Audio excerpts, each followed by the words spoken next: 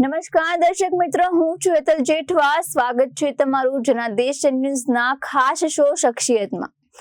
આજે આપણે જાણીશું એવી શખ્સિયત વિશે જે સ્વયં ભારતને સમર્પિત છે. તેમણે તેમની આવકના લગભગ 60 થી 65% દાનમાં આપ્યા છે. 2000માં પદ્મભૂષણ અને 2008માં પદ્મ વિભૂષણથી તેમને સન્માનિત કરવામાં આવ્યા છે. ભારતીય બિઝનેસમાં તેમનું નામ સૌ પ્રથમ તેમજ વિશ્વભરમાં તેમનું નામ સન્માનથી લેવામાં આવે છે. તેઓ કહે છે કે પહેલા હું નિર્ણય કરું છું અને ત્યાર પછી તેને હું સાચો સાબિત કરું છું. આ વાક્ય ખૂબ જ લોકપ્રિય છે. આ શખ્સિયતનું નામ છે રતન ટાટા. રતન ટાટાનો જન્મ બ્રિટિશ રાજ દરમિયાન મુંબઈમાં 28 ડિસેમ્બર 1937ના રોજ પારસી ઝેરોસ્ટ્રીયન પરિવારમાં થયો હતો. તેઓ નવલ ટાટાના પુત્ર છે. તેમનો જન્મ સુરતમાં થયો હતો અને બાદમાં ટાટા પરિવાર દ્વારા તેમને દત્તક લેવામાં આવ્યા હતા. 1948માં જ્યારે રતન ટાટા 10 વર્ષના હતા ત્યારે તેમના માતા અને પિતા અલગ થઈ ગયા હતા અને ત્યાર પછી તેમને તેમના દાદી અને વિધવા નવજબાઈ દ્વારા ઉછેરવામાં આવ્યા હતા.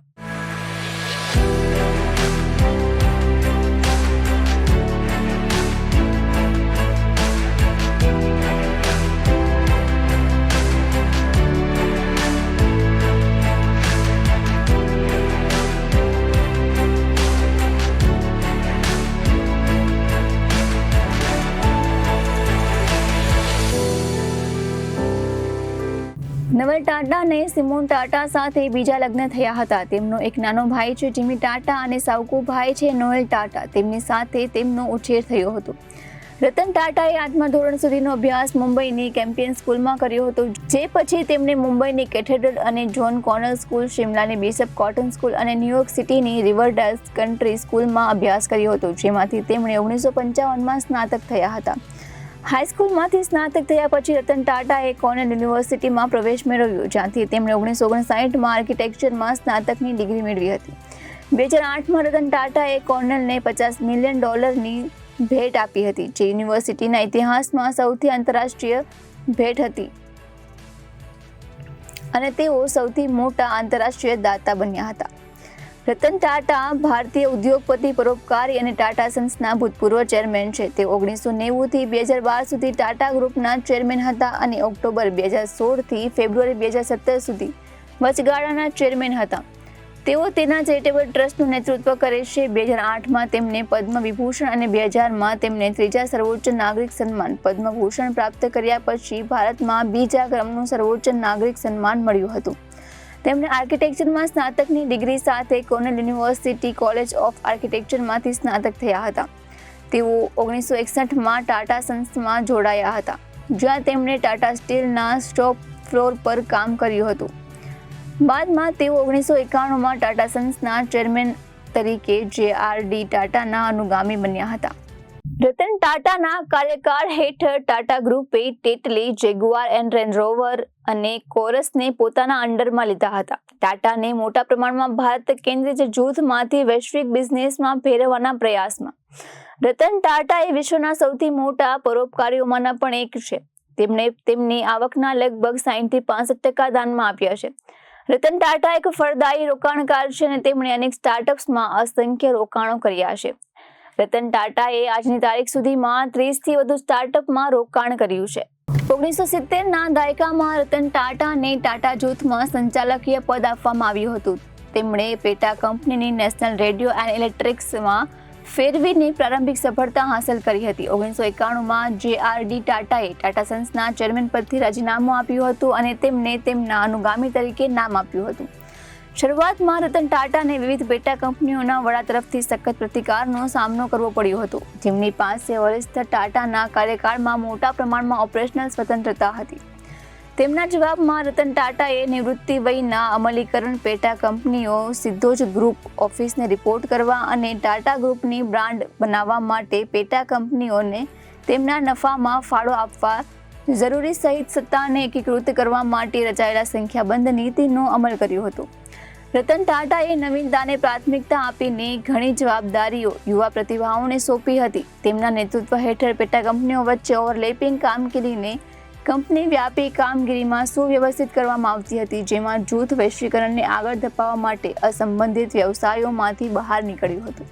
21 વર્ષ દરમિયાન રતન ટાટાએ ટાટા જૂથનું નેતૃત્વ કર્યું. આવકમાં 40 ગણો વધારો થયો અને નફામાં 50 ગણો વધારો થયો. જ્યારે કંપની સંભાળી ત્યારે વેચાણમાં જબરદસ્ત કોમોડિટી વેચાણનો સમાવેશ થતો હતો, પરંતુ તેમના કાર્યકાળમાં અંતે મોટાભાગના વેચાણ બ્રાન્ડ્સમાંથી આવ્યા હતા. તેમણે ટાટા ટીને ટેટલી, ટાટા મોટર્સને જેગુઆર લેન્ડ રોવર્સ અને ટાટા સ્ટીલને કોરસ હસ્તગત કરી હતી. આ એક્ઝિબિશનનો ટાટાને મોટાભાગે ભારત કેન્દ્રિત જૂથમાંથી વૈશ્વિક બિઝનેસમાં સ્થાન આપ્યું હતું, જેમાં 65% વધુ આવક આંતરરાષ્ટ્રીય સ્તરે કામગીરી અને વેચાણમાંથી આવતી હતી. તેમણે ટાટા નેનો કારના વિકાસની કલ્પના અને આગેવાની પણ કરી હતી, જેમણે સરેરાશ ભારતીય ઉપભોક્તા પહોંચમાં કારને કિંમત બિંદુ પર મૂકવામાં મદદ કરી હતી. ટાટા મોટર્સે ત્યાર પછી ગુજરાતમાં તેના સાણંદ પ્લાન્ટમાંથી ટીગો ઇલેક્ટ્રિક વાહનોની પ્રથમ બેચની રજૂઆત કરી હતી, જેમને ટાટાએ ભારતનું ઇલેક્ટ્રોનિક સપનું ફર્સ્ટ ફોરવર્ડ તરીકે વર્ણવ્યું હતું. 75 વર્ષના થયા પછી રતન ટાટાએ 28 ડિસેમ્બર 2012ના રોજ ટાટા જૂથમાંથી તેમની કારોબારી સત્તામાંથી રાજીનામું આપ્યું હતું. તેમના ઉત્તરાધિકારીને કારણે આગામી નેતૃત્વની કટોકટી મીડિયાની તીવ્ર તપાસ થઈ હતી. કંપનીના બોર્ડ ઓફ ડિરેક્ટર્સ અને કાનૂની વિભાગે તેમના અનુગામી સાયરસ મિસ્ત્રીની નિમણૂક કરવાનો ઇનકાર કર્યો હતો, જે ટાટાના સંબંધી હતા અને શાપુરજી પનોલજી ગ્રુપના પનોલજી મિસ્ત્રીના પુત્ર હતા, જે ટાટાના સૌથી જૂના અને મોટા વ્યક્તિગત શેરહોલ્ડર હતા. 2016માં 24 ઓક્ટોબર 2016ના રોજ સાયરસ મિસ્ત્રીને ટાટા સન્સના ચેરમેન પદેથી હટાવી દેવામાં આવ્યા હતા અને રતન ટાટાને વચગાળાના ચેરમેન બનાવવામાં આવ્યા હતા. અનુગામી શોધવા માટે એક પસંદગી સમિતિની રચના કરવામાં આવી હતી, જેમાં ટાટાના સભ્ય તરીકેનો સમાવેશ થતો હતો. 12 જાન્યુઆરી 2017ના રોજ નટરાજન ચંદ્રશેખરનું ટાટા સન્સના ચેરમેન તરીકે નામાંકન કરવામાં આવ્યું હતું, જે ભૂમિકા તેમણે ફેબ્રુઆરી 2017માં ગ્રહણ કરી હતી. ફેબ્રુઆરી 2017માં સાયરન મિસ્ત્રીને ટાટા સન્સના ડિરેક્ટર તરીકે દૂર કરવામાં આવ્યા હતા. નેશનલ કંપની લો એપેલેટ ટ્રિબ્યુનલે પાછળથી ડિસેમ્બર 2019માં શોધીને કાઢ્યું હતું કે ટાટા સન્સના ચેરમેન પદેથી સાયરન મિસ્ત્રીની હાકલપટ્ટી ગેરકાયદેસર હતી અને તેમને પુનઃસ્થાપિત કરવાનો આદેશ આપ્યો હતો. અપીલ પર ભારતની સર્વોચ્ચ અદાલતે સાયરન મિસ્ત્રીની બરતરફીને સમર્થન આપ્યું હતું. રતન ટાટાએ પોતાની સંપત્તિથી અનેક કંપનીઓમાં રોકાણ કર્યું છે, પણ સ્નેપડીલમાં પણ તેમણે રોકાણ કર્યું છે, જે ભારતની અગ્રણી ઈ કોમર્સ વેબસાઇટ પૈકીની એક વેબસાઇટ છે. જાન્યુઆરી 2016માં તેમણે ટી બોક્સ, એક ઓનલાઈન પ્રીમિયમ ભારતીય ચા વિક્રેતા અને ડિસ્કાઉન્ટ કૂપન્સ અને કેશબેક વેબસાઇટ cashkaro.comમાં રોકાણ કર્યું હતું. તેમણે ભારતમાં પ્રારંભિક અને અંતિમ તબક્કાની બંને કંપનીઓમાં નાનું રોકાણ કર્યું છે, જેમ કે વડા કેપ્સમાં તેમણે INR 0.95 કરોડ. એપ્રિલ 2015માં એવું નોંધવામાં આવ્યું હતું કે ટાટાએ ચાઇનીઝ સ્માર્ટફોન સ્ટાર્ટઅપ Xiaomiમાં હિસ્સો ખરીદ્યો હતો. 2016માં તેમણે નેસ્ટાવેમાં એક ઓનલાઈન રિયલ એસ્ટેટ પોર્ટલમાં રોકાણ કર્યું હતું, જેને પછીથી ઓનલાઈન રિયલ એસ્ટેટ અને પાલતુ સંભાળ પોર્ટલ ડોગસ્પોટ શરૂ કરવામાં ઝેનિફીને હસ્તગત કર્યું હતું. ટાટાએ વરિષ્ઠ નાગરિકો ગુડફોલો માટે ભારતનું સાથીદાર સ્ટાર્ટઅપ પણ શરૂ કર્યું હતું, જેમાં આંતરપીઢીની મિત્રતાને પ્રોત્સાહન મળે. ટાટા એજ્યુકેશન, દવા અને ગ્રામીણ વિકાસને સમર્થક છે. તેઓ ભારતમાં અગ્રણી પરોપકારી માનવામાં આવે છે. રતન ટાટાએ University of New South Wales faculty of એન્જિનિયરિંગને ટેકો આપ્યો છે, જેથી પડકારગ્રસ્ત વિસ્તારો માટે સુધારેલા પાણીને પૂરું પાડવા માટે કેપેસિટિવ ડિયોનાઇઝેશન વિકસાવવામાં આવે છે. University of California San Diego ખાતે ટાટા હોલ એક અત્યાધુનિક સંશોધન સુવિધા છે, જે નવેમ્બર 2018માં ખોલવામાં આવી હતી. બિલ્ડિંગનું નામ ટાટા ટ્રસ્ટના નામ પર રાખવામાં આવ્યું છે, જેમણે 2016માં યુસી સાન ડિએગોના $70 મિલિયન દાન આપ્યું હતું. Tata institute of genetics and society, જે બિલ્ડિંગની અંદર આવેલી છે. ટાટા હોલ એ 4 માળની ઇમારત છે, જે 1.28,000 ચોરસ ફૂટમાં ફેલાયેલી છે અને જૈવિક અને ભૌમિતિક વિજ્ઞાન માટે સંશોધન સુવિધા ધરાવે છે. બિલ્ડિંગમાં અત્યાધુનિક પ્રયોગશાળા, ઓફિસ અને મીટિંગની સ્પેસ છે, જે સંશોધકો વચ્ચે સહયોગ અને નવીનતાને પ્રોત્સાહન આપવા માટે ડિઝાઇન કરવામાં આવી છે. તે લીડ પ્રમાણિત ઇમારત છે, જેનો અર્થ છે કે તે પર્યાવરણને ટકાઉ અને ઉર્જા કાર્યક્ષમ બનાવવા માટે ડિઝાઇન કરવામાં આવી છે. યુસી સાન ડિએગો ખાતે ટાટા હોલે બાયોટેકનોલોજી પર કેન્દ્રિત સંશોધન સુવિધાઓ અને ટાટા ઇન્સ્ટિટ્યૂટ પર જેનેટિક્સ એન્ડ સોસાયટી ધરાવે છે, જે આનુવંશિકતા રોગ નિયંત્રણ પર સંશોધન કરે છે, જેનું નામ ટાટા ટ્રસ્ટના નામ પરથી રાખવામાં આવ્યું છે, જેમણે 2016માં Tata institute for genetics and સોસાયટીની સ્થાપના માટે યુસી સાન ડિએગોને $70 મિલિયન ભેટ આપી હતી. યુસી સાન ડિએગો ખાતે Tata institute for genetics and society એ ટાટા ટ્રસ્ટ અને યુસી સાન ડિએગો વચ્ચેની સંયુક્ત પહેલ છે. ટાટા ટ્રસ્ટનો ઉદ્દેશ્ય વિશ્વની કેટલીક સૌથી અઘરી સમસ્યાઓને સંબોધવાનો છે, જેમ કે ચેપી રોગનો ફેલાવો અને ટકાઉ ખાદ્ય સ્ત્રોતની જરૂરિયાત. સંસ્થામાં હાથ ધરવામાં આવેલ સંશોધનોને જીન ઓડિટિંગ, સ્ટેમ સેલ થેરાપી અને રોગ નિયંત્રણ સહિતના વિષયોની શ્રેણી પર ધ્યાન કેન્દ્રિત કરે છે. Tata education and development trust Tata ગ્રુપના પરોપકારી સંલગ્ન $28 મિલિયન ટાટા શિષ્યવૃત્તિ ફંડ આપે છે, જે કોર્નેલ યુનિવર્સિટીને ભારતના અંડરગ્રેજ્યુએટ વિદ્યાર્થીઓને નાણાકીય સહાય પૂરી પાડવાની મંજૂરી આપે છે. શિષ્યવૃત્તિ ફંડને કોઈપણ સમયે આશરે 20 વિદ્વાનોને સમર્થન આપશે અને તેને સુનિશ્ચિત કરશે કે તે ખૂબ જ શ્રેષ્ઠ ભારતીય વિદ્યાર્થીઓ તેમની નાણાકીય પરિસ્થિતિને ધ્યાનમાં લીધા વિના કોર્નેલ યુનિવર્સિટી સુધી પહોંચે છે.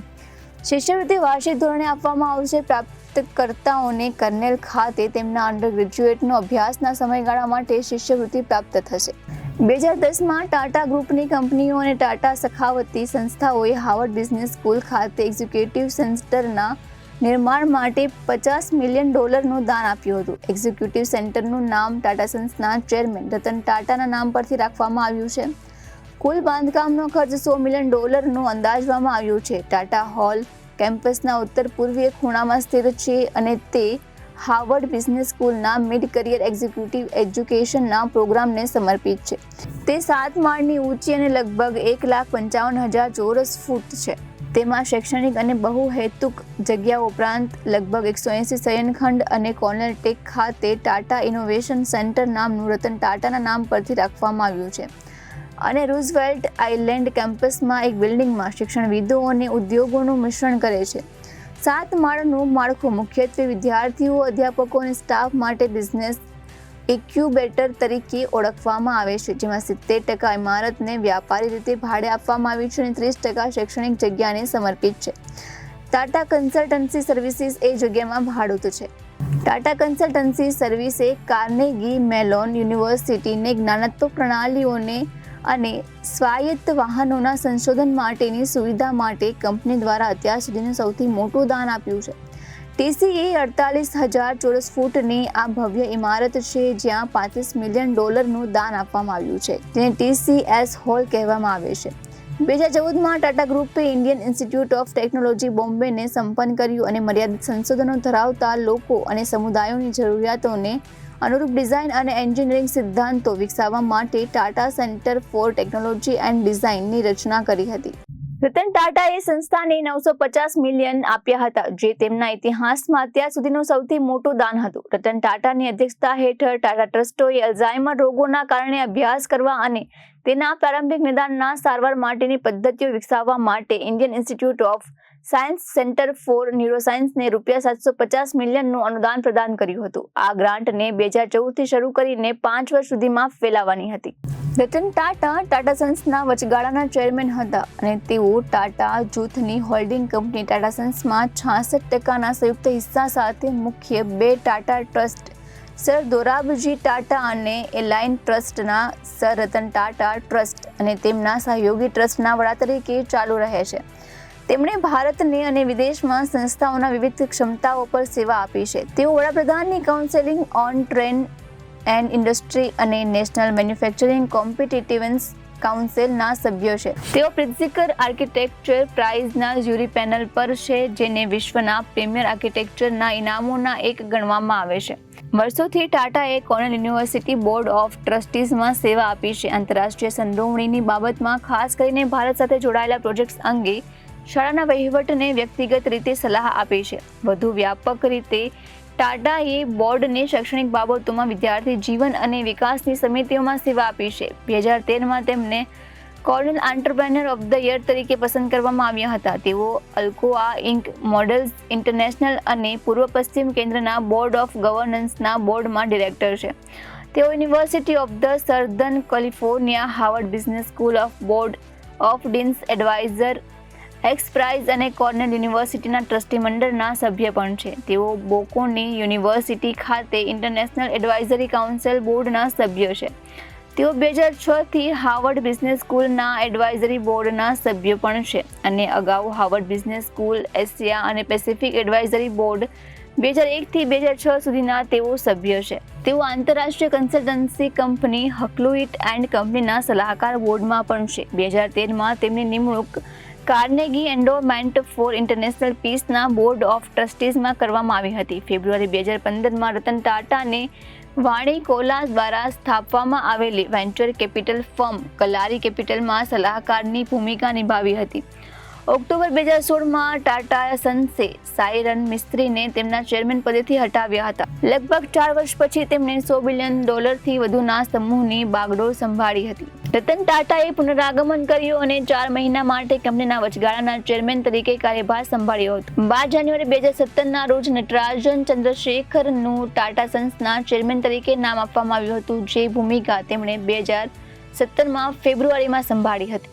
આજના એપિસોડમાં બસ આટલું જ. ઉમ્મીદ છે આ એપિસોડ તમને ખૂબ જ ગમ્યો હશે. આવતીકાલે ફરી મળીશું શખ્સિયતની એક નવી કહાની સાથે. દેશ અને દુનિયાની ખબરો માટે આપ જોતા રહો જનાદેશ ન્યૂઝ. નમસ્કાર.